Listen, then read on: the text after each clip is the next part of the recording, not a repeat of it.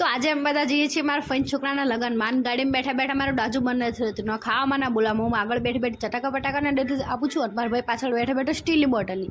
અને આગળ જતાં મને એક ભજીયાની દુકાન દેખાય. પપ્પાને કીધું પપ્પા તમે મને ક્યારે અહીંયાથી ખવડાયા? તો પપ્પાને બધા ગાડીમાં બેઠેલા મારું પણ હસે છે. તને બધું ખાવાનું જ દેખાય છે. એટલા પપ્પા મને પૂછે છે તમે મહેસાણા ઉપરથી જવાનું કંડર બ્રિજમાં જવાનું. એ કેમ પૂછે છે હું તમને બધું પછી કહીશ. આ બધા મારી બહુ ઉડાડે છે. એટલા હું મમ્મીને સામે કેમેરો કરું તો મમ્મી મને એવું કહે છે કે તું ખાવા માટે જીવે છે કે જીવવા માટે ખાય છે. એટલે મેં પણ જવાબ આપી દીધો ખાવા માટે જીવું છું. પછી મંદિરે ઊભા રહ્યા એટલે મારા ભાઈ મને મસ્ત કંકુનો ચાંદલો કરી દીધો. કેટલી મસ્ત લાગે જો.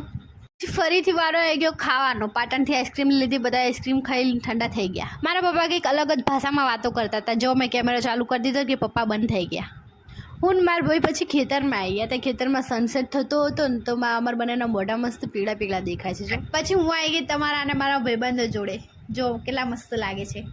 આ છે ગામડાની ભેંસોનો બ્રેકફાસ્ટ. આ આપણે ત્યાં ફૂલોમાં હોય છે ખાસ કરીને. અને આ જો અને હવે તમને બધાને હું બતાવું મારા બનાસકાંઠાના દેશી રિવાજો.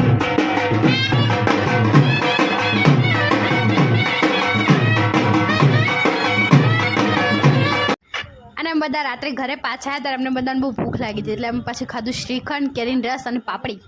ધ્રુવી અને જઈશું બહુ વહેલા ઉઠી ગયા એટલે હવે મારા ફઈને પણ ઊંઘવા નહીં દેતા. તો પછી અમે મસ્ત મજાના તૈયાર થઈને જઈએ છીએ અમારા ભાઈની જાનમાં. આ જો એમ કહે છે કે મને તાપ લાગે છે એટલે મને આગળ બેસવા દે એસીની હવા ખાવા માટે.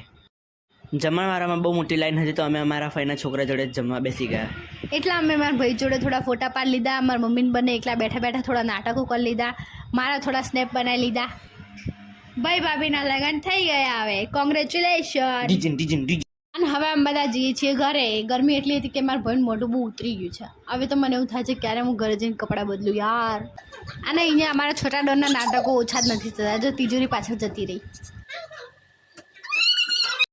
તો આજે શનિવાર હતો એટલે અમે હનુમાન દાદાના દર્શન કર્યા અને હવે અમે ઘર જવા માટે નીકળી ગયા. તમને વિડીયો ગમ્યો હોય તો લાઇક, શેર અને સબસ્ક્રાઇબ જરૂર